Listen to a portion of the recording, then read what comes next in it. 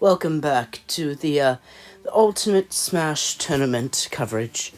The last time I covered this topic, I mentioned the Metal Knight Dragon, and how it had a close relative that has been featured in the tournament since its inception. Well, today we will be covering that specific dragon.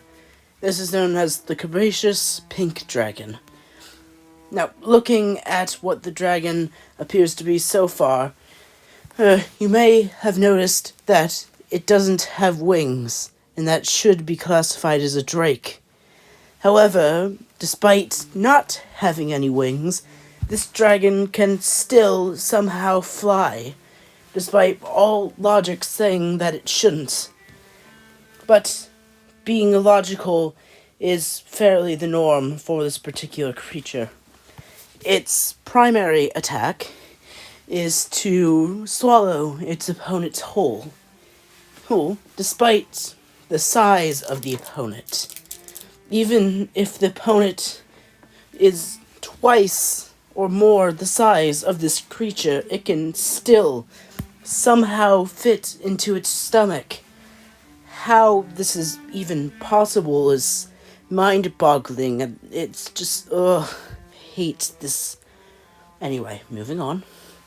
And upon swallowing its opponent, it will also copy its abilities that the opponent may have had before swallowing. This will often also come with a change in physical appearance, whether that be changing color or growing hair, which it does quite often, and for most of its forms. When it is done using a certain creature's abilities, it will spit out the creature, which would likely be traumatized for the rest of its life, if in the form of a star-shaped projectile. Also, this creature is really stupid fast. We have calculated its speed, and apparently it can just move at the speed of light, and can fly, and why is this thing so powerful? Why?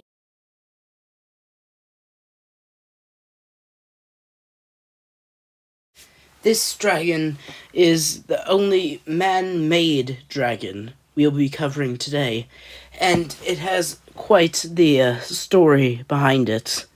See, there was once a former member of the Dragon Keepers Guild, who was obsessed with an extinct dragon that, up until that point, we had deemed a myth, known as the Mewling Wyvern.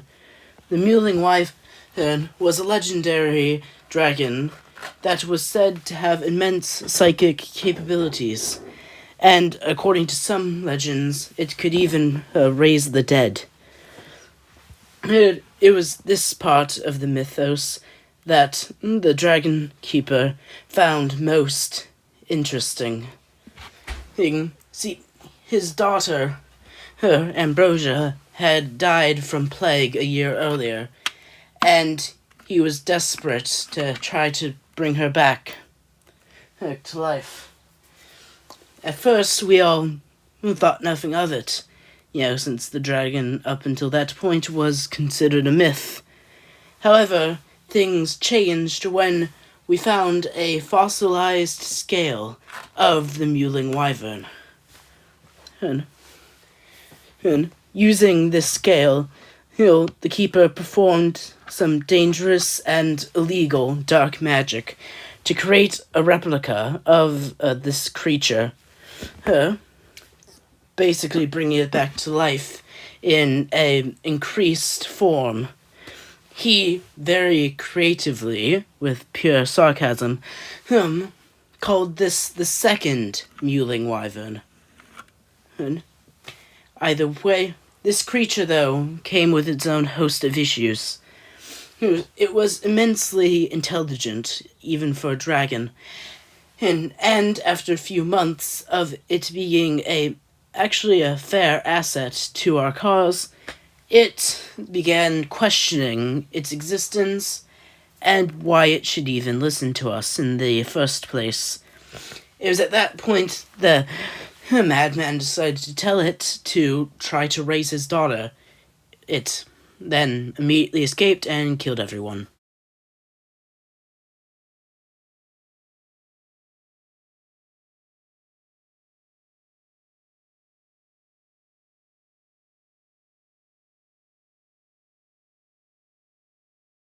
Now, this next dragon is significantly less fun to talk about, as it's fairly a weak dragon compared to many of the others upon in this list. The angel, the Icarus Angel Dragon, although it is currently in the works of being renamed, is a fairly small and weak dragon. And it lives in the clouds, although it can't actually fly. Here, we have never actually observed it flying, and we currently believe that its weight is too immense for its wings to actually hold in the air for this long period of time. Its main weapon is the two spike protrusions upon its tail that it often uses to slash at its opponents. It also has been reported to shoot arrow-shaped lasers from these spikes. There's also a darker colored variant that we have not discovered yet.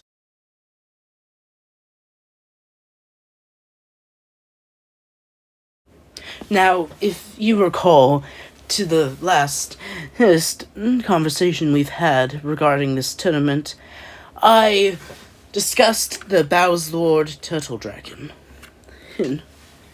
And the fact that it had offspring that have also taken part within this tournament.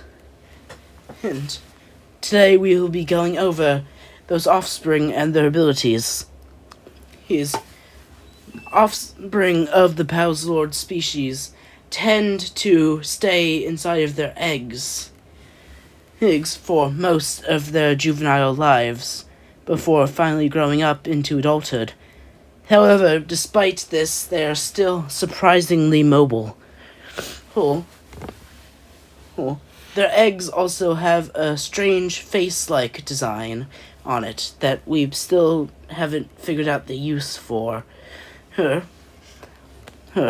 We think it's possibly to distract predators and make them think that there is in fact a parent around.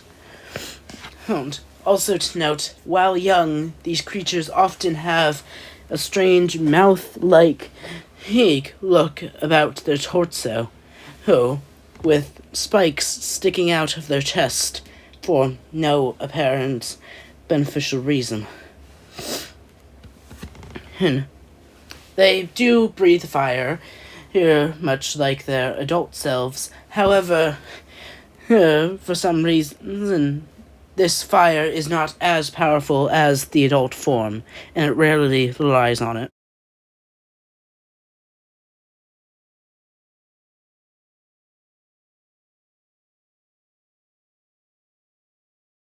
This next dragon, if you could call it that, isn't really a dragon in the traditional sense.